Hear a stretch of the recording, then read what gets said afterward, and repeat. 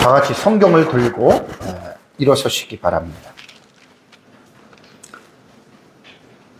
성경을 들고 일어서시기 바랍니다. 봉독해 드릴 하나님의 말씀은 여기는 잘못 나왔는데요. 창세기입니다. 창세기 8장, 창세기 9장 8절에서 17절 말씀까지를 제가 봉독해 드리겠습니다. 이것은 하나님의 말씀입니다.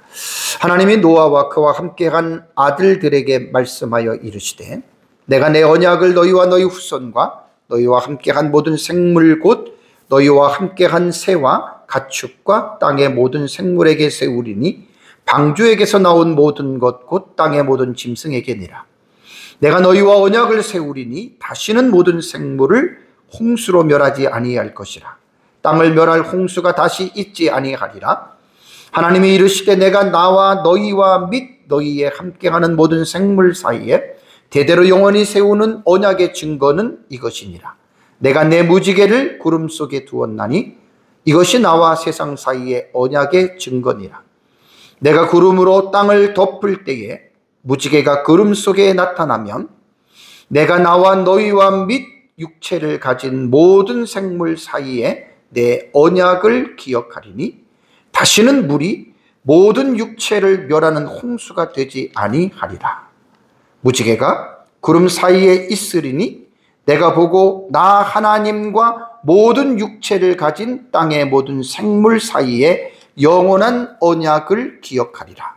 하나님이 노아에게 또 이르시되 내가 나와 땅에 있는 모든 생물 사이에 세운 언약의 증거가 이것이라 하셨더라. 아멘. 네, 자리에 앉으시기 바랍니다.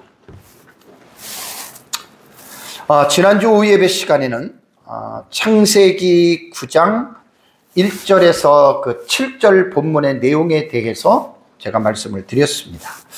홍수 이후에 방주에서 나온 노아와 그 아들들에게 하신 말씀이라고 제가 여러분들에게 말씀을 드렸는데, 사실은 창세기 9장 1절에서 7절 말씀, 9장 전체가 오늘 읽은 그 17절까지가 사실 노아 언약에 대한 여러분 그러한 본문의 말씀입니다. 그래서 제가 지난주에는 언약에 대한 초점으로 말씀을 드린 것이 아니라 그냥 하나님께서 노아와 그의 아들들에게 하신 말씀이라고 하는 그런 제목을 가지고 이제 여러분들에게 말씀을 드렸는데요. 오늘 오후 예배 시간에는 제가 이제 노아 언약에 대한 전체적인 내용을 정리해서 말씀을 드립니다. 이번 시간에는 설교도 오후 예배에 다시 정리를 해서 창세기 6장부터 9장 17절에 나타나는 이 텍스트에 나타나는 내용이 이제 노아 시대에 일어났던 그러한 그 사실들이 기록이 되어져 있는 본문이거든요. 그래서 거기에서 언약이라고 하는 이 부분만 제가 이제 7개를 추려서 오후 예배에는 전체적인 노아 언약에 대해서 여러분들에게 말씀을 제가 드리겠습니다. 이번 시간에는 이제 제가 조금 전에 봉독해 드린 창세기 9장 8절에서 17절에 대한 이 내용인데요. 오늘 이 본문에 보면은 하나님께서 노아와 및 그의 후손들과 언약을 맺으셨다라고 하는 이 노아 언약이라고 하는 언약에 대한 내용이 나옵니다. 그래서 이 본문은 홍수 이후에 노아와 그의 아들들 그리고 모든 생물들에게 주어진 하나님의 보편적이고 무조건적인 언약이라고 해서 모든 사람들이 알고 있는 노아의 언약 그러면 무지개 언약이라 그러잖아요. 그래서 이제 그 본문에 대한 이제 이러한 내용입니다. 오늘 본문에 대해서 말씀을 여러분들에게 함께 은혜를 나누겠습니다. 조금 전에 봉독해 드린 이 말씀 속에서 언약에 대한 당사자에 대한 이 부분에 대해서 제가 말씀을 드리겠습니다. 8절을 보면 하나님이 그랬습니다. 주어가 하나님입니다. 노아와 그랬죠. 노아와 그 다음에 그와 함께한 아들들에게 그랬습니다. 여기서 이제 당사자가 포함이 나오는 거예요. 말씀하여 이르시되라고 말씀했습니다. 9절에 보니까 내가 내 언약을 그랬죠. 베리트라고 하는 커버넌트라고 하는 말입니다. 약속이에요. 하나님께서 이제 약속인데 너희와 너희 후손과 앞에 8절의 말씀을 다시 반복하지요. 그러면서 10절에 또 다른 당사자가 포함이 됩니다. 너희와 함께한 모든 생물도 노아 언약의 당사자가 되는 거죠. 그러면서 너희와 함께한 새와 가축과 땅의 모든 생물들에게 세우리니 그들은 어디에서 나왔냐면 방주에서 나온 모든 것 그랬습니다. 땅의 모든 짐승에게니라 라고 하는 여러분 이 말씀을 하십니다.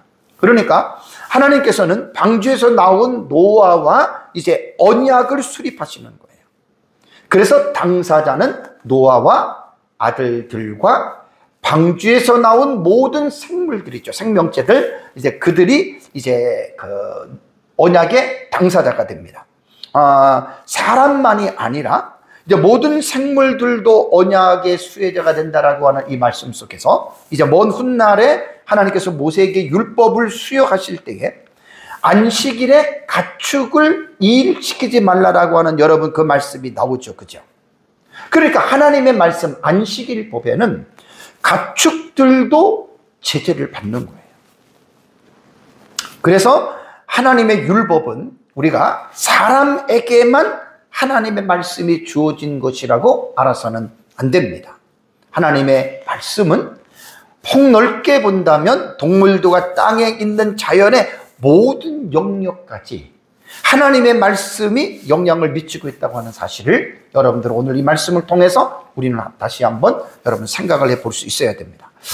제가 이제 로마서 8장에 대한 말씀들을 여러분들에게 가끔 말하는데 이 상당히 지금 중요한 부분이기 때문에 여러분들에게 이제 다시 한번 좀 8장 있는 19절과 23절의 말씀을 간략하게 여러분들에게 말씀을 드리겠습니다. 19절을 보면 피조물이라고 하는 말이 나옵니다. 그러니까 피조물이 이제 이 텍스트에서는 강조되는 거거든요. 피조물이 고대하는 바는 하나님의 아들들이 나타나는 것이니 그랬습니다. 제가 왜 오늘 이 로마서 8장 말씀을 여러분들에게 함께 말씀을 드리냐면 다시 말씀드리면 하나님의 말씀은 사람에게만 관계가 있는 게 물론 사람의 중심이기는 하지만 하나님의 말씀은 사람에게만 하는 말씀이 아니라는 거예요. 모든 피조물 자연 세계가 이 하나님의 말씀 안에 포함되어져 있다는 말입니다. 여기 보면 피조물들이 왜 하나님의 아들을 고대하고 있겠습니까? 그러니까 이 말씀을 이해하려면 창세기 3장에서 아담과 하와가 범죄하고 아담의 범죄로 인해서 땅이 저주를 받는 사건이 나오죠. 그러니까 피조물도 사람의 죄 때문에 함께 저주의 상태에 영향을 받고 있다라고 하는 것을 여러분들 잊어서는 안 됩니다. 그러나서 20절을 볼까요? 피조물이 허무한 데 굴복하는 것은 자기의 뜻이 아니요 오직 굴복하게 하시는 이로 말미암음이라고 하는 말이 나옵니다. 그러니까 피조물들이 고통을 당하는 거예요. 그러니까 우리는 그냥 사람이기 때문에 사람만 우리는 생각을 하지만 사람만 생각해서는 안 됩니다. 피조물들도 허무한 데에 굴복을 당한다라는 이 말씀이고요. 그렇기 때문에 피조물들에게 고통을 바라는 가운데에 21절을 보시면 그 바라는 것이라고 하는 말은 뭐냐면 피조물들이 바라는 게 있어요. 이게 사실 본문이 되게 중요한 본문입니다. 그러면서 피조물이 뭘 바라냐면 피조물도 썩어짐의 종노릇한 데서 해방되기를 바라고 있습니다. 그러면서 모든 피조물들이 하나님의 자녀들의 영광의 자유에 이르는 것을 지금 바라고 있다라고 하는 말입니다.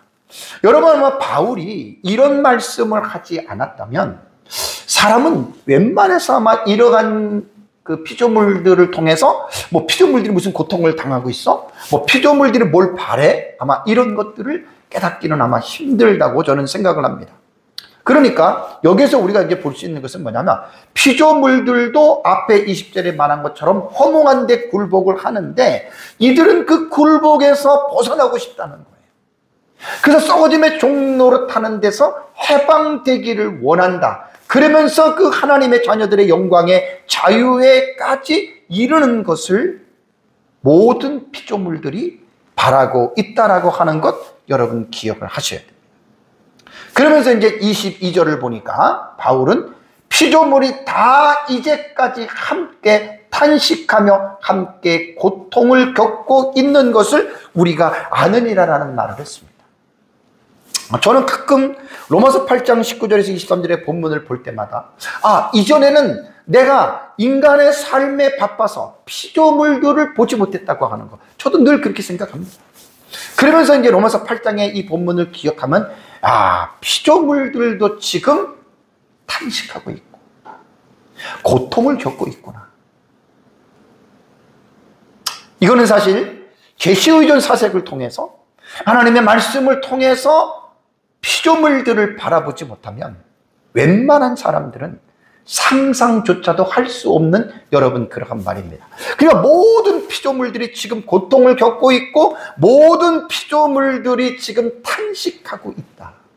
그러면서 그들이 바라는 것은, 여기 이제 23절을 보면 그뿐 아니라 또한 우리 곧 성령의 처음 익은 열매를 받은 우리까지도 속으로 탄식하여, 이 말이 뭐죠?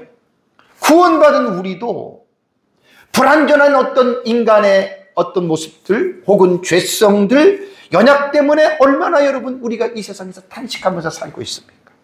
그러니까 사람만 그런 것이 아니라 모든 피조물들도 그러하고, 그러면서 우리가 탄식하면서 무엇을 우리가 기다린다라고 했는데 우리 몸의 속량을 기다리고 있다. 이번 주 사실 부활주일인데 제가 절기 설교를 안 합니다. 제가 시리즈 설교를 하고 있기 때문에. 이게 우리 몸의 속량을 기다린다라고 하는 말은 완전한 부활을 말하는 겁니다.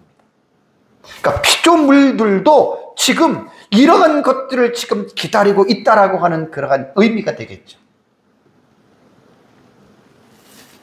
지난번에 제가 천연왕국에 대한 설교를 할 때 말씀을 드렸습니다. 하나님은 인간의 죄만 용서하시고 이 타락한 인간만 구원하시는 분이 아니라고 했습니다. 왜 그렇죠? 피조세계, 자연이 인간 때문에 저주를 받았잖아요, 함께. 그러니까 자연 입장에서, 피조물 입장에서 여러분 얼마나 억울하겠습니까? 그러니까 여러분, 우리가 구속이라고 하는 말은 인간에 대한 사람만 구속하고 사람만 하나님께서 완전하게 이루어진다라고 하는 것은 전체적인 성경을 모르는 거예요. 그래서 성경을 보면 하나님께서는 여기 피조물들이 바라는 그 썩어짐의 종로로 돼서 피조물이 해방되고 하나님의 자녀들의 영광의 자유에 이르고자 하는 이것은 뭐냐면, 하나님은 인간의 죄 문제만 해결하시는 것이 아니라 자연세계도 하나님께서는 회복하신다. 이걸 여러분들이 깨달으셔야 됩니다. 그래서 우리는 종말론적인 입장에서 역사적 전천년의 종말론은 예수 그리스도의 재림 이후에 이 세상에서 천년왕국이 이루어질 것을 역사적 전천년주의자들은 믿습니다.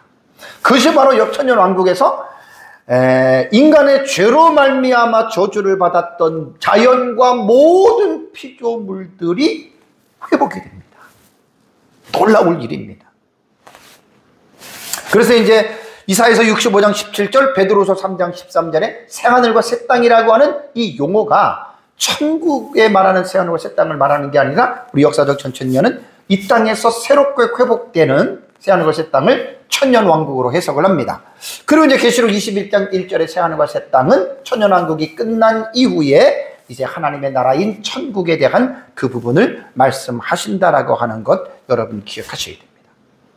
그래서 여러분이 노아의 언약의 당사자는 사람만이 아닙니다.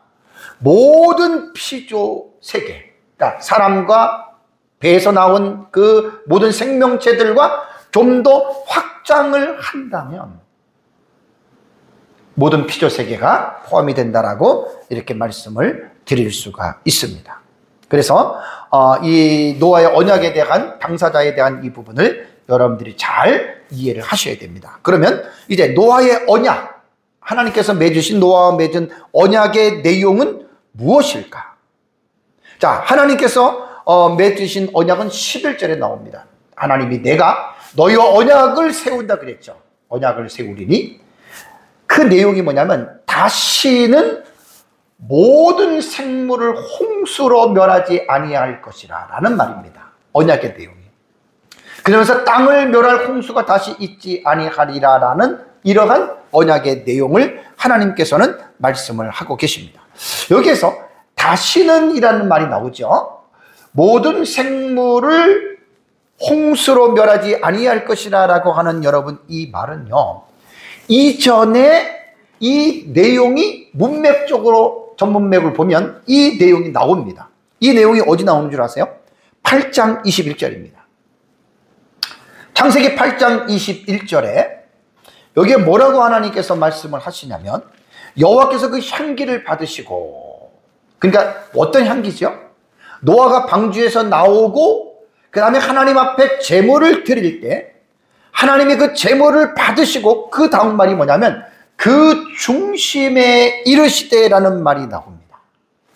하나님이 중심에 이르시되 내가 다시는 사람으로 말미암아 땅을 저주하지 아니하리니 라는 말이 나오죠. 이는 사람의 마음이 계획하는 바가 어려서부터 악함이라 내가 전에 행한 것 같이 모든 생물을 다시 멸하지 아니하리니 라고 하는 8장 21절에 나오는 이 말씀과 연결이 되는 거예요.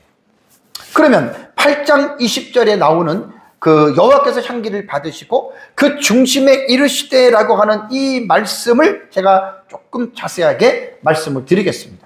자, 여호와께서 그 중심에 이르시되라고 하는 히브리 원문의 표현을 보면은 와요메르 그리고 말씀하셨다 여호와, 여호와께서 말씀하셨다는 말입니다. 엘이라고 하는 이 전치사는 안으로라는 뜻이고요. 리보라고 하는 말은 뭐냐면 레브라고 하는 이 마음이라고 하는 이 단어예요. 그러니까 하나님께서 말씀을 하셨는데 어떻게 말씀을 했습니까? 요 엘이라고 하는 말이 뭐라 그랬죠? 안으로예요. 그러니까 하나님이 노아에게 말한 게 아니에요. 하나님이 노아에게 말한 게 아니라 하나님께서 뭐냐면 그의 마음 속에 말씀하셨다는 말입니다. 그러니까 8장의 본문에서는 하나님께서 다른 사람들에게 노아에게 말한 것이 아니라 하나님의 내면적인 결단이에요. 그러니까 여기서 하나님께서 여기에 그 중심에 이르시되라고 하는 이 마음이라고 말을 할 때에는 제가 그 신학적인 용어로 그 하나님과 사람을 같이 표현하는 방법이 두 가지 있다 그랬죠. 그죠? 신인 동형론과 신인 동성론이라고 하는 표현이 있어요. 그러니까 하나님을 사람과 같은 차원에서 말을 할 때 동형이라고 하는 말은 뭐냐면 신체적인 부위를 언급할 때입니다. 나의 팔이, 내 코가, 내 손이 라고 말할 때에는 신인 동형적인 표현이라고 그러고, 그 다음에 하나님의 마음, 기쁘다, 슬프다, 분노했다라고 하는 이러한 성품적인 표현을 할 때에는 신인 동성론이라고 이렇게 이야기를 합니다. 그러니까 여기 본문에서 여호와께서 그의 마음에 이르시되, 그 중심이잖아요. 그죠? 중심에 이르시되라고 하는 말은 뭐냐면 신인 동성론적인 표현으로 하나님을 사람과 같이, 하나님과 사람의 같은 어떤 이런 부분을 통해서 이렇게 말씀을 했다라고 하는 말입니다. 그러니까 8장 21절에서는 하나님께서 선포한 것이 아니라 마음속에 있었던 그 말을 9장 11절에는 이제 입으로 하나님께서 겉으로 표현을 한 거예요. 다시는 모든 생물을 홍수로 멸하지 아니할 것이다. 그래서 전문맥인 8장 21절과 9장 11절의 노아 언약에서 하나님께서 선포하신 이 말씀 속에는 이러한 연결고리가 있다라고 하는 것, 여러분 이 부분을 잘 여러분 기억을 하셔야 됩니다. 제가 여기에서 이제 여러분들에게 지난주에 말씀을 드릴 때에도요, 다시는 이라는 말을 조금 기억을 해야 됩니다. 다시는 모든 생물을 홍수로 멸하지 아니하겠다라는 말을 기억을 하셔야 됩니다. 그러면서 여기에서 다시는 이 마음속에 하나님께서 8장 21절에도 그대로 표현이 나와요. 여기도 다시는 내가 이제 사람으로 말미암아 땅을 저주하지 아니한다라고 하는 말은 뭐냐면 이미 노아 시대의 사람들이 하나님 앞에 범죄하고 홍수로 심판을 받았잖아요. 그러니까 심판 이후의 사건이라는 말이에요. 심판을 다 노아의 가족에는 모두가 죽고 그 다음에 노아의 가족이 방주에서 나왔잖아요. 그죠? 그러고 나서 이제 하나님이 마음속에 중심에 이르시기를 다시는 내가 어떻게 해요? 심판하지 않겠다라고 말을 하면서 창세기 8장 21절에는 뭐라고 얘기를 하냐면 이는 사람의 마음이 계획하는 바가 어려서부터 악했기 때문이다라는 말을 하십니다. 하나님이. 그런 생각을 갖고 계셨고 또 그렇게 하나님이 말씀을 했습니다. 그래서 제가 지난주에 이 부분에서 말씀을 드릴 때 제가 이런 설명을 했잖아요. 본문의 말씀을 자칫 잘못 오해하면 하나님이 몰랐구나. 이 사람들이 이렇게 죄를 지을 것을 몰랐는데 결국은 나중에 지나고 나니까 어떻게 이 사람들이 죄를 지었다. 이렇게 생각할 수 있다라는 이야기예요. 그렇게 만약에 성경을 해석한다면 어떤 오해가 생기냐면 하나님의 성품 속에서 우리가 그 공유 속성에서 우리가 공부를 할 때 비공유적 속성에서 하나님의 전지성에 대해서 말씀을 드렸죠. 그럼 하나님도 모르는 게 계셨네. 하나님은 사람들이 이렇게 죄를 지을 것을 몰랐네. 그런데 이들이 죄를 지니까 하나님이 그것 때문에 마음이 상하셨네. 이렇게 여러분 우리가 생각할 수 있는데 그건 잘못된 생각입니다. 왜냐하면 하나님의 속성으로 볼 때 하나님의 전지성은 하나님은 다 아셨단 말이에요. 그렇게 할 것을 하나님은 다 아시는 거예요. 그러면서 우리가 이 부분에 대해서 우리가 또 자칫 잘못하면 하나님께서 우리 인간에게 주신 자유의지를 약화시킬 수 있다라고 제가 지난주에 말씀을 드렸죠. 이 부분을 제가 다시 한번 강조해서 여러분들에게 말씀을 제가 드리는 것으로 여러분 하겠습니다. 자, 여기서 우리가 자칫 잘못하면 이제 그 하나님의 전지성, 그러니까 하나님의 모든 것들을 다 아신다. 그럼 하나님이 모든 것들을 다 아시면서 왜 그러면 하나님이 그렇게 하셨을까? 이러한 여러분 그 문제가 생길 수가 있기 때문에 우리가 하나님의 어떤 전지성이라든가 이러한 신학적인 용어들은 정말로 여러분 우리가 조심스럽게 우리가 말할 필요가 있습니다. 그래서 여기서 이제 하나님께서는 사람을 창조하실 때에 모든 사람들에게 도덕적 자유의지의 책임을 제가 좀 강조를 하려고 지난주에 말씀을 좀 드렸던 거예요. 자유의지라는 말은 뭡니까? 인간이 어떤 것에 제한을 받지 아니하고 선이든 악이든 간에 인간 스스로가 판단하고 결정해서 행할 수 있는 의지라 그랬죠. 여러분 이 말은 타락 전이나 타락 후나 똑같아요. 지금도 여러분 우리가 세상을 살아갈 때 여러분들이 어떤 행동을 할 때 여러분들 모든 자유로운 의지로 여러분들이 결정하잖아요. 하나님을 믿지 않는 사람도 마찬가지라는 말이에요. 선을 행하든 악을 행하든 간에 자기 자신의 자유의지를 통해서 지금도 모든 사람들이 여러분 결정을 합니다. 여기에서 이제 우리가 뭘 생각해야 되냐면 이것이 도덕적인 자유의지라는 말이에요. 그러니까 도덕이라고 하는 말은 뭐냐면 하나님께서 믿지 않는 사람들 속에서도 양심이라고 하는 기관을 하나님이 주셨죠. 그러니까 그 양심의 어떤 반로에 의해서 사람들은 자기의 의지를 결정할 때에 양심이 때로는 개입을 합니다. 그렇다고 해서 모든 사람들의 양심이 다 선하냐? 그건 아닙니다. 그래서 오해를 없게 하기 위해서 사람에게 주어지는 자유의지라고 하는 말은 어떤 우리가 도덕적인 의미에서 분별해서 결정하는 자유의지지 하나님을 향해서 사용하는 하나님의 뜻을 우리가 분별하고 이렇게 하는 데에는 사실 타락 이후에는 그러한 자유의지는 하나님의 은혜가 없이는 불가능하다라고 하는 것 여러분 생각하셔야 됩니다. 그래서 이 부분을 자칫 잘못하면 마치 하나님의 은혜가 없이도 인간이 가지고 있는 양심이나 이런 것들을 통해서 마치 하나님의 뜻을 완전하게 분별할 수 있다라고 하는 착각을 가져오기 때문에 제가 높아심에서 이것은 아니라고 하는 것 여러분들에게 분명하게 제가 먼저 말씀을 드립니다. 지난주에 제가 여러분들에게 말씀을 드린 것 중에 하나 그 로마서 2장 14절과 16절은 참으로 되게 중요한 내용입니다. 다시 말씀을 드릴게요. 율법 없는 이방인을 이야기를 합니다. 그러니까 요즘으로 뭐 하나님을 안 믿는 사람이에요. 근데 이 사람이 본성으로 율법의 길을 행할 때에는 이라는 말이 있습니다.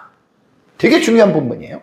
이 말이 뭐냐면 하나님을 믿지 않는 사람이 본성으로, 인간이 가지고 있는 본성으로 하나님의 말씀을 모르는 데에도 하나님의 말씀을 행할 수 있다는 말입니다. 오해하지 말아야 될 것은 전체를 행한다는 말이 아닙니다. 부분적입니다. 그런데 이 사람은 그랬잖아요. 하나님을 믿지 않는 사람이 본성으로 하나님의 말씀을 지킬 때에는 부분적이지만 율법이 없어도 자기가 자기에게 율법이 된다. 뭔 말일까요? 이런 사람들은 뒤에 나오는 거예요. 그 양심이 증거가 된다라고 말을 했습니다. 그래서 자유의지에 대해서 이 자유의지와 상당히 연관된 말씀이기 때문에 인간의 자유의지를 이해할 때에는 이러한 로마서 2장 14절과 16절의 말씀도 여러분 분명하게 우리는 잊지 말고 이 본문을 생각을 해야 됩니다. 제가 가끔 설교할 때 이런 말씀을 제가 드립니다. 예수님을 믿지 않는 사람이 하나님 안 믿어요? 성경도 몰라요? 그런데 아주 양심적으로 사는 사람들이 있다고 칩시다.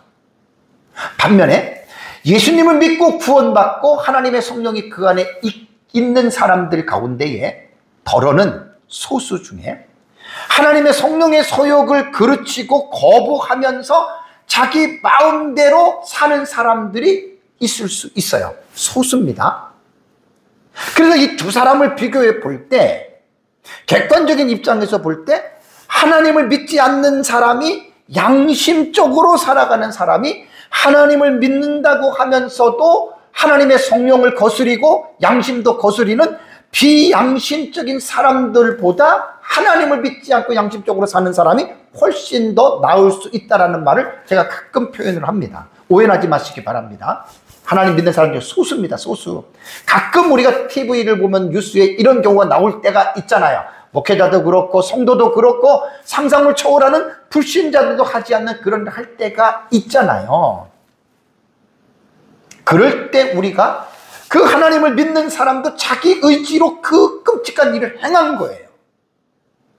그런 면에서 자유의지를 제가 여러분들에게 말씀을 드린 겁니다. 우리가 하나님을 믿지 않는다고 해가지고 절대로 그 사람들을 무시하지 마시기 바랍니다. 왜냐하면 믿지 않는 자들 속에서도 하나님은 양심이라고 하는 기관을 두었어요. 양심은 선과 악을 구분하고 분별하는 하나님의 기관이라 그랬어요.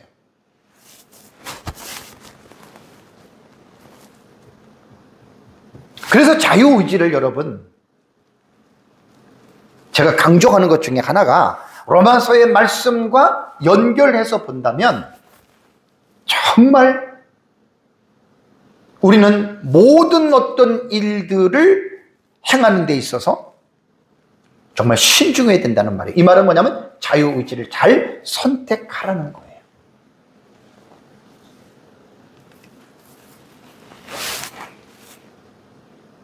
여기에서 이제 한 가지 아까 제가 말씀드리고 또 하나 오해를 없기 위해서 여러분들에게 말씀을 드립니다.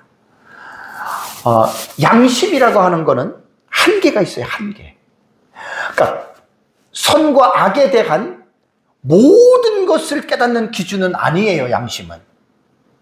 이거는 그냥 보편적으로 선과 악에 대한 도덕법 같은 경우는 이제 양심이라고 하는 것이 깨닫게 되지만 양심이 한계에서 양심이 할 수 없는 게 뭐라 그랬죠? 제가 지난주에 죄를 용서받고 구원받는 것은 절대로 양심의 기관이 할 수 없습니다. 그러니까 죄 사함을 받고 죄를 구원받는 일에는 양심은 할 수 없어요. 그러니까 도덕적으로 선과 악에 대한 기준에 대해서만 이 양심을 통해서 하나님은 지금 사람을 다스리고 통치하고 있다라고 하는 말입니다. 그래서 때로는 인간의 마음속에서 양심은 선과 악에 대한 내면의 법정적인 역할을 한다 그랬잖아요. 재판관의 역할을 하고 검사 역할을 할 수 있는 거예요. 그래서 뭐 양심이 꺼리낄 때가 있고 불안할 때가 있고 답답할 때가 있고 그렇다고 해서 모든 사람들이 양심의 기능을 따라 사느냐? 그렇지 않습니다. 화인 맞은 양심 같은 그러한 경우는 무시합니다. 그런 양심의 고통도 양심의 소리도 무시하고 사는 경우들이 얼마나 많은지 모릅니다. 그래서 여기서 자유의지에 대해서 제가 한 가지 확실하게 여러분들에게 딱 못을 받고 싶은 것은 뭐냐면, 그리스도인들에게 있어서 자유의지에 대해서 조금 더 깊이 제가 여러분들에게 말씀을 드리겠습니다. 여러분, 우리는 인간이 양심을 통해서도 어느 정도의 선과 악에 대한 기준을 구분을 할 수 있겠지만, 하나님의 선하시고 기뻐하시고 온전하신 뜻은 양심으로만 깨닫는 것이 절대로 아닙니다. 그래서 타락 이후에 인간의 양심은 기능이 어느 정도 제한이 된 거예요. 그래서 그리스도인들에게 있어서 자유의지를 올바르게 사용하기 위해서는 하나님의 말씀과 기도를 통해서 늘 분별을 해야 됩니다. 그래서 로마서 12장 2절이 가장 적절한데요. 너희는 이 세대를 본받지 말고 오직 마음을 새롭게 함으로 일단은 변화를 받아야 됩니다. 그 다음에 하나님의 선하시고 기뻐하시고 온전하신 뜻이 무엇인지 분별하도록 하라. 이 방법은 성경밖에 없어요. 그래서 우리가 성경을 봐야 되고 하나님의 말씀을 공부해야 되고 설교를 들어야 되는 이유가, 우리가 올바른 자유의지를 하나님의 선하시고 기뻐하시고 온전한 뜻이 무엇인지 분별하기 위해서 우리는 성경을 봐야 되고, 그리고 우리는 성경을 보면서 기도하면서 하나님의 말씀과 성령의 감동으로 주어지는 그 영감을 따라서 우리가 이 땅에 사는 동안에 그 자유의지를 정확하게 계시의 전 사색을 통해서 결정하라는 말입니다. 우리가 성경을 보지 않고 기도하지 않고 매 순간 우리가 하나님의 뜻을 우리는 알 수 없습니다. 부족합니다. 우리 그리스도인들은 자유의지에 대해서 이 부분을 제가 분명하게 강조를 하는 거예요. 타락한, 범죄로 인해서 타락한 인간이 과연 자유의지를 올바르게 하나님의 뜻에 따라서 자유의지를 행사할 수 있느냐? 없습니다. 결론은 그겁니다. 여기서 있다 그러면 문제가 생기는 거예요. 그래서 우리는 올바른 자유의지를 행사하기 위해서 성경을 보는 것이고, 그리고 우리는 기도하는 거예요. 성경을 봐서 우리가 그 뜻을 알았다 하더라도 그 의지를 실천하는 데는 어려울 때가 얼마나 많은지 모릅니다. 그래서 우리는 기도하는 거예요. 예를 들면 원수를 사랑하라고 했는데 정말 내 옆에 있는 원수를 사랑할 수 없어요. 근데 사랑하라는 말씀을 줬어요. 근데 내가 그거 지킬 힘이 없잖아요. 그래서 우리가 기도하는 거예요. 그래서 하나님이 기뻐하시고 선하시고 온전하신 그 자유의지를 분별하고 행하기 위해서는 우리 힘으로는 안 된다는 말이에요. 왜? 죄로 타락했기 때문에. 그래서 우리는 성령의 도우시는 은혜와 능력이 필요하기 때문에 기도를 해야 되는 거예요. 자유의지는 여기서 제가 일단은 여러분 일단락을 찍겠습니다. 그러니까 노아 시대 사람들은 지난주에 제가 여러분들에게 말씀을 드린 대로 하나님이 인간에게 주신 양심의 법 자체도 끝까지 그들은 거절했다는 거예요. 거부했다는 이야기예요. 그럼 인간의 책임으로 볼 때 노아 시대 사람들은 자신들이 결정한 의지에 따라서 하나님은 그들에게 심판을 하셨다라는 말입니다.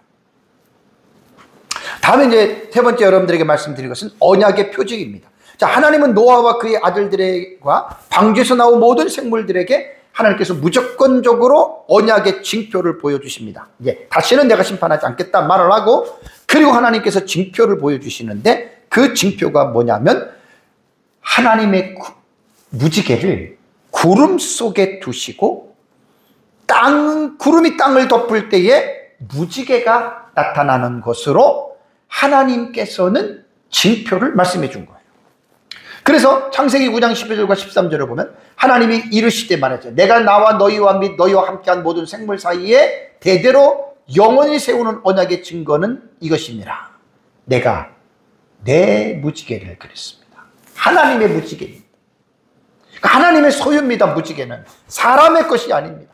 그리고 그것을 구름 속에 두셨다. 그 다음에 하나님과 세상 사이에 언약의 증거니라. 이 언약은 영원히 세우는 언약입니다. 그러니까 무지개 언약은 영원한 언약입니다. 이건 제가 다음 주에도 다시 여러분들에게 말씀을 제가 드리겠습니다. 그렇다면 무지개에 속해 있는, 여러분, 무지개가 담고 있는 하나님의 메시지, 이건 뭐 우리가 잘 아는 대로 14절 15절에 나옵니다. 내가 구름으로 땅을 덮을 때에 무지개가 구름 속에 나타나면, 자, 보세요. 무지개가 구름 속에 나타나면 내가 나와 너희와 및 육체를 가진 모든 생물 사이에 내 언약을 누가 기억합니까? 하나님이 기억합니다. 그 무지개 언약은 인간이 기억하고 인간이 보라고도 하겠지만, 무지개를 보일 때마다 하나님은 그 무지개를 통해서 자신의 마음의 중심에 이르셨던 그 생각들, 그리고 노아에게 말씀하셨던 그 언약들을 하나님은 계속해서 기억하신다. 오늘 만약에 무지개가 떴다, 그러면 하나님은 오늘도 하나님은 그 무지개를 통해서 하나님께서는 기억하신다는 말이에요. 그 무지개의 의미가 뭡니까? 다시는 물이 모든 육체를 멸하는 홍수가 되지 아니할지라. 왜? 노아 시대에는 그 물이 세상 전체를 덮었고, 그래서 세상에 살고 있는 모든 사람과 코로 기식하는 모든 동물들을 전부 다 멸했기 때문에 다시는 내가 이제는 너희들에게 그렇게 안 하겠다. 뒤에 말씀드리겠지만 여기에서 하나님의 자비와 하나님의 사랑을 우리는 여러분 무지개를 통해서 우리는 발견할 수가 있다는 말입니다. 무지개가 뭘까요? 조금 이제 공부합시다. 무지개라는 말은요, 우리말 사전을 보면은 비가 그친 뒤 태양의 반대 방향에서 반원형으로 길게 뻗쳐 나타나는 7가지의 빛의 줄, 요게 우리말의 무지개의 개념입니다. 그래서 가로 안에 보면 대기 중에 물방울이 햇빛을 받아서 나타난다. 그러니까 빛이 물방울을 통과할 때 나타난다는 그런 뜻입니다. 그래서 이제 한문으로는 채홍이라 그래요. 문이 채자와 무지개 홍이고, 홍예도 무지개 홍자와 무지개 예자입니다. 저도 이번에 처음 알았습니다. 채홍, 홍예, 무지개라는 말이에요. 무지개가 담고 있는 이 하나님의 메시지, 다시는 물이 모든 육체를 멸하는 홍수가 되지 아니하리라. 어떤 사람들은 어느 지역에서, 중국에서 비가 많이 와가지고 몇백 명이 물에 떨어져 죽었다는데 왜 하나님이 약속을 어기시나요? 그게 아니에요. 모든 육체입니다. 모든. 노아 시대 때는 모두가 그렇게 심판을 받았잖아요. 그렇지만 국제적으로 부분적인 것은 지금 일어나는 거예요. 이 말씀하고 유배되는 게 아닙니다. 여러분, 무지개가 언제 생겼을 것 같아요? 노아 시대의 홍수 이후에 무지개가 생겼을 것 같아요? 아니면 그 전부터 무지개가 있었을 것 같아요? 언제 생겼을 것 같습니까? 사실 무지개는 그 전부터 있었다고 봐야 돼요. 왜? 왜냐하면 노아 홍수 이전에도 땅에서 그 물기가, 수증기가 올라왔잖아요. 그죠? 그럼 하나님의 햇빛을 통해서 이제 무지개에 대한 과학적인 분석을 해줄 때 들어보십시오. 그때도 있었어요. 근데 하나님이 있었던 그 무지개를 가지고 하나님의 언약의 징표로서 사용하셨다라고 하는 것, 여러분, 이 부분들을 여러분들이 꼭 기억을 하셔야 됩니다. 그렇다면 무지개, 히브리어로 무지개는 뭔 뜻일까요? 자, 히브리어 단어는요, 캐세트입니다. 요 캐세트. 요 캐세트가 무지개라는 뜻이에요. 그러면 이 캐세트가 무지개로 번역이 됐는데 캐세트의 원 단어의 뜻이 뭔 줄 아십니까? 보우, 활이라는 뜻이에요. 활. 우리가 사용하는 활이 있잖아요. 고대 때 무기로 사용했던 활, 그게 바로 무지개라는 말이에요. 캐세트가. 구약 성경에 이 단어는 75번 나오는데, 캐세트는 어떻게 사용이 됐냐면 화살을 장전하여 쏘는 무기예요. 사냥꾼들이 사용을 했고 또 전쟁할 때 전사들이 사용을 했습니다. 고대 근동 지방의 문서들을 보면 신들이 활을 들고 전쟁을 하는 용감한 전사로 고대 근동 지방에는 이렇게 활을 묘사했습니다. 그러니까 이런 개념으로 볼 때 캐세트라고 하는, 여러분 이 활이라고 하는 말은요, 어떤 신적 전사의 무기로서 이렇게 전쟁 때 사용했던 이미지였습니다. 그런데 여러분, 이 무지개가, 이 캐세트가 하나님께서 사람들에게 이제 다시는 물로 심판하지 않겠다라고 하는 사인, 징표로서 무지개를 보여줬는데, 이게 활이란 말이에요. 활을 보여줬는데, 우리 여러분, 무지개를 통해서 여러분 우리가 알 수가 있죠. 무지개를 통해서 알 수 있는데, 무지개가 어때요? 뒤에 제가 그림을 먼저 볼까요? 무지개는 이렇게 생겼잖아요. 그죠? 이렇게. 자, 이렇게 생겼단 말이에요. 이게 캐세트예요. 활이에요. 그러면 기존에 전쟁할 때 우리가 생각했던 캐세트 활과 하나님이 보여준 활은 차이가 있어요, 없어요? 있어요. 그 차이를 여러분 우리는 발견을 해야 돼요. 자, 무지개는 여기서 말하는 캐세트라고 하는 하나님이 보여주신 이 무지개는요, 시위가 없어요. 시위가 뭔지 알죠? 화살줄이에요. 화살줄이 없고, 그 다음에 활에는 뭐가 이렇게 꽂혀 있어야 돼요? 화살이 꽂혀야 있어야 되는데, 화살이 어떻게 해요? 없어요. 그리고 캐세트라고 하는 무지개는 비어있는 활입니다. 줄도 없고 화살도 없는. 여기서 우리는 뭘 생각할 수가 있죠?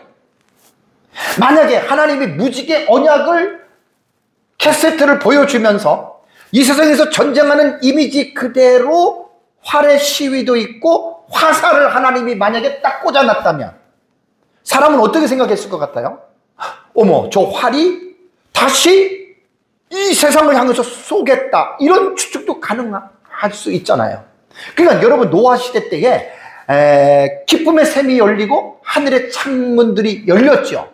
그것은 그 화살의 의미로 볼 때는 그냥 활에 있는 것으로 화살로 그냥 하나님이 지상을 쐈다고 생각하시면 돼요.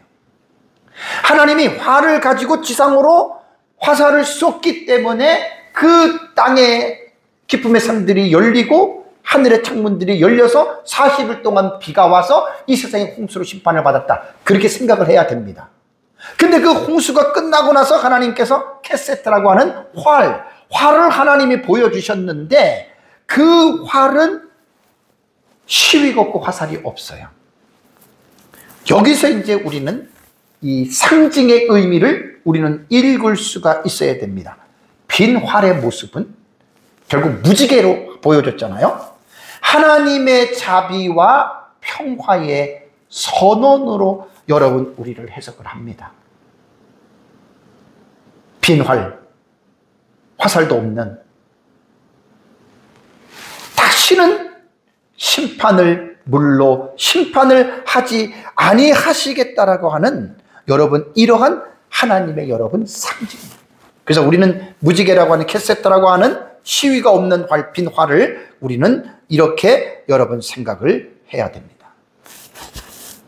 그래서 이제 아까 본 대로 16절 17절에 무지개가 구름 사이에 있으리니 내가 보고 나 하나님과 모든 육체를 가진 땅의 모든 생물 사이에 영원한 언약입니다. 영원한 언약. 여기서 이 영원한 언약 속에서 제가 이제 다음 주에 설교할 무지개 언약과 종말론에 대한, 왜 그러냐면 요한계시록에 보면은 하나님의 보좌에 앉으셨는데 그 무지개가 있어요. 천국에 무지개가 있다는 말이에요. 영원한 거예요. 그러니까 무지개를 단순히 우리가 이 세상에서만 있는 것으로만 보면 안 돼요. 영원토록 이 무지개는 이제 영생하는 하나님의 나라에서까지도 이 무지개가 이루어진다라고 하는 말입니다. 그래서 무지개 사진을 보면, 이거는 이제 제가 인터넷에서 가져온 그림인데, 노아가 이제 번제를 드릴 때 하나님께서 무지개를 보여주신 거예요. 다시는 내가 너희들 물로 심판하지 않을게. 그래서 인터넷에서 발견한 사진인데, 여러분 보십시오. 얼마나 형형색색 아름답습니까? 무지개가. 그러니까 무지개를 보면서 우리는 오늘 제 설교가 빨주노초 파남보의 무지개를 알고 계시나요?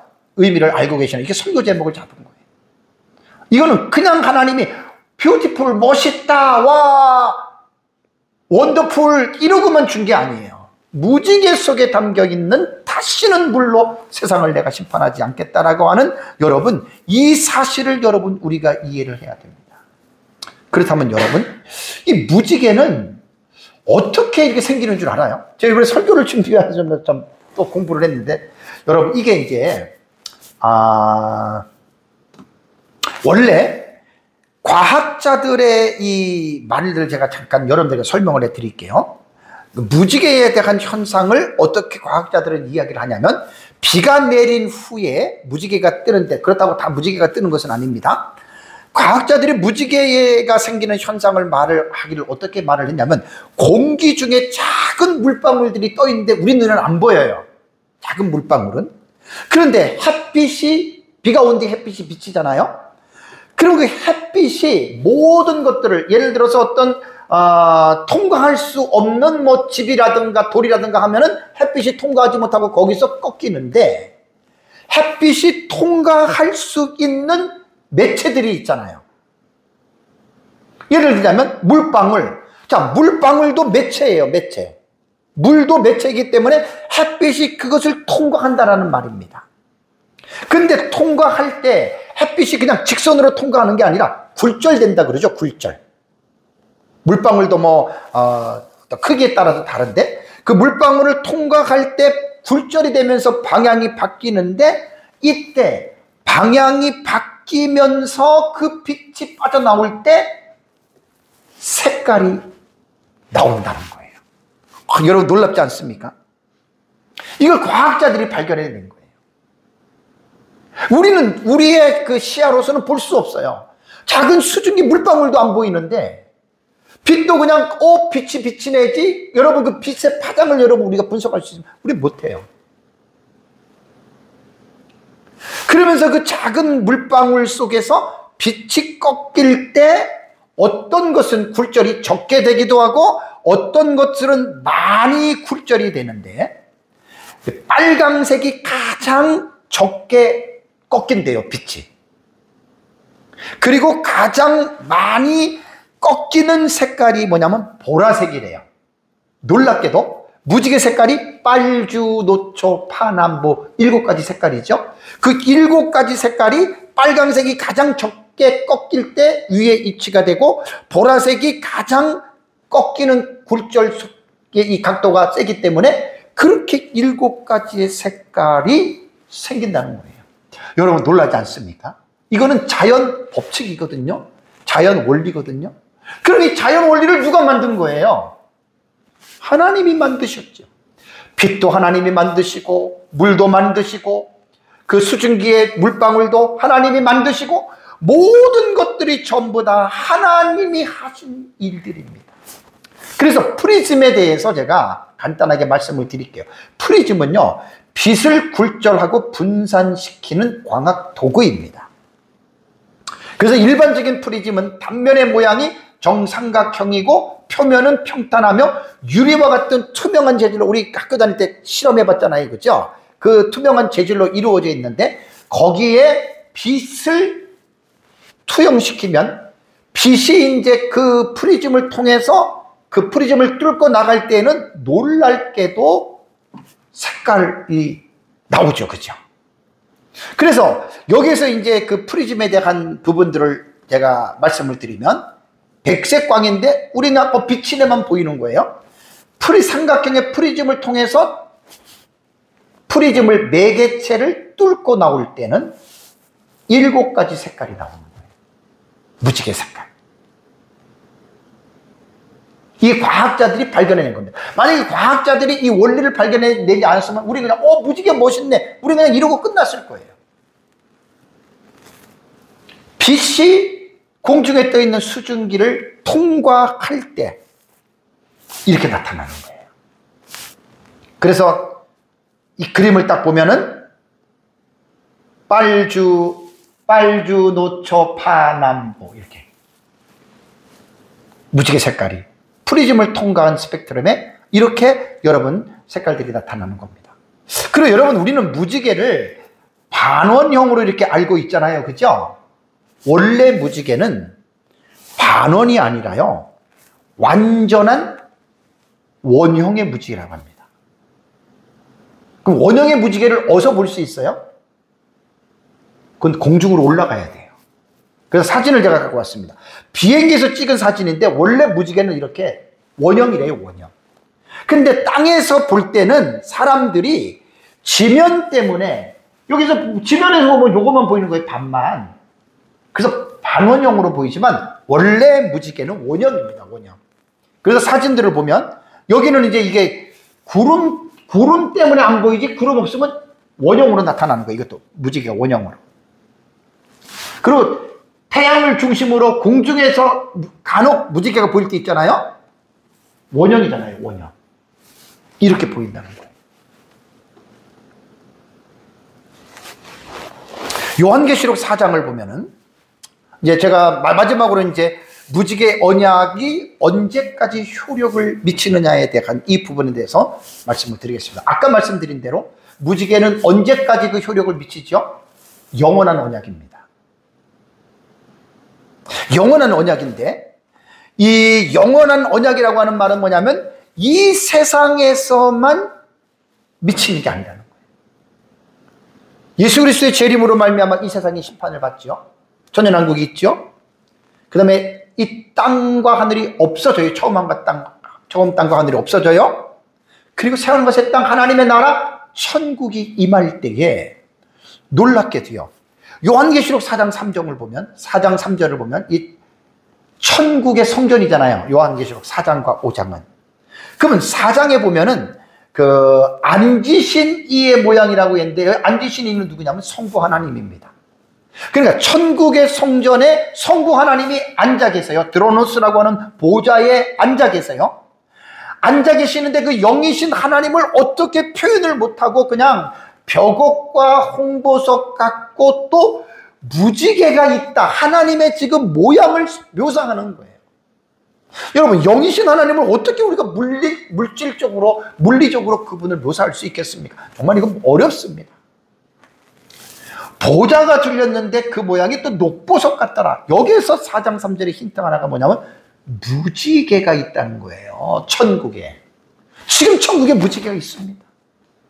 그 무지개가 성부 하나님이 앉아있는 그 보좌에 무지개가 지금 어떻게 해요? 둘려져 있다라는 말입니다. 계시록 10장 1절에도 또 내가 보니 힘센 다른 천사가 구름을 입고 하늘에서 내려온다. 여러분, 이게 상상이 됩니까? 영적인 존재들입니다. 구름을 옷 입듯이 입고 하늘에서 천사가 내려오는데 그 머리 위에 뭐가 있다? 무지개가 있다. 그러니까 하나님의 보좌에 무지개가 있고 천사 머리 위에 또 무지개가 있다. 어떻게 해석해야 되죠? 이 해석은 다음 주에 제가 합니다. 간단하게 해석할 부분들이 아니에요. 그러니까 우리는 무지개는 이 세상에서뿐만 아니라 영원토록 존재하는 하나님의 나라인 천국에서까지도 무지개가 존재한다라고 하는 말입니다. 사랑하는 성도 여러분, 이번 시간에는 창세기 9장 8절에서 17절에 기록된 노아 언약, 대표적인 노아 언약, 그러면 이제 무지개 언약을 사람들이 말을 합니다. 그래서 이 무지개 언약은 노아 개인으로만 맺은 것이 아니라 노아와 그의 아들들과 방주에서 나온 모든 생물들도 포함이 되는 언약의 당사자들입니다. 그리고 신학적인 상황으로 본다면, 신학은 조금 더 넓게 본다면 노아 시대의 사람들만 한 게 아니지요. 노아 이후에 살고 있는 우리들에게도 포함이 되고 또 사람만 포함되는 것이 아니라 어떻게 해요? 생명체들, 동물들도 포함이 되고 모든 피조물들이 이 노아의 무지개 언약의 당사자로서 다 포함이 된다라고 하는 것, 여러분 이것을 기억을 하셔야 됩니다. 그래서 오늘 본문에 기록된 노아 언약의 내용은 하나님께서 모든 생물을 이제 다시는 모든 생물입니다. 지역적이고 국지적이 아니고 모두를 노아 때처럼 지구에 물러서 심판하는 이런 일은 다시는 하지 않겠다라고 하는 하나님의 마음이 그 무지개 속에 여러분 담겨져 있다라는 말입니다. 그래서 우리는 무지개 언약을 통해서 하나님의 자비를, 그 긍휼의 마음을 여러분 우리는 생각을 해야 됩니다. 여러분, 노아 시대 사람들이 왜 심판을 받았죠? 그들이 부패함과 포악함이 땅에 가득했기 때문에 하나님이 심판한 거죠. 그럼 노아 홍수 시대 이후에 바벨탑 사건을 보십시오. 그리고 그 이후에 구약 시대의 그 이스라엘 백성들의 삶이라든가 아니면 신약 시대에 나타나는 우리 주변의 세상 사람들의 삶을 여러분 한번 살펴보십시오. 죄를 안 졌나요? 그들이 부패하고 포악함이 땅에 가득하지 않았나요? 노아 때나 별다를 바 없이 계속해서 세상은 그렇게 죄가 관영한 삶을 살아간다는 말이에요. 노아 시대 때 같으면 벌써 몇 번이나 아마 세상은 물로 심판을 받았을 것입니다. 그럼에도 불구하고 하나님께서 심판을 하지 아니하시는 이유는 그게 하나님의 자비와 용서입니다. 우리가 부족하고 우리가 연약하고 우리가 죄를 짓고 넘어지는 것을 아시면서도, 많은 사람들이 하나님을 대적하는 것을 하나님은 아시면서도 하나님의 그 넓은 자비하신 마음으로, 긍휼의 마음으로 하나님은 오늘도 계속해서 참고 계신다는 말입니다. 왜 그렇죠? 여기서 하나님의 언약을 기억하셔야 돼요. 창조 언약, 그 다음에 구속 언약, 은혜 언약 있죠. 원시복음에 나타난 은혜 언약. 그것 때문에 하나님은 계속해서 길이 참으시고 용서하시고 기다리고 계신다는 말이에요. 노아 홍수를 통해서 하나님께서 심판하시기로 작정을 하셨지만 120년 동안 긴 세월을 하나님이 기다리셨던 것처럼 하나님은 모든 사람들이 회개하고 돌아오기를 계속해서 기다리신다라고 하는 이 하나님의 마음이 무지개 속에 여러분 담겨져 있는 거예요. 그러니까 우리가 비가 온 후에 그 하늘에 무지개가 아름답게 형형색색의 무지개가 뜰 때에는 멋있다라고 끝나는 게 아니라 반드시 빨주노초 파남보의 형형색색의 무지개를 통해서 우리는 하나님께서 부족하고 연약하고 죄를 짓는 우리들을 심판하지 아니하시고 노아 때와 같이 홍수로 심판하지 아니하시고 하나님은 지금도 길이 참고 계신다라고 하는 하나님의 자비와 긍휼의 마음을 여러분 우리는 이해를 하셔야 됩니다.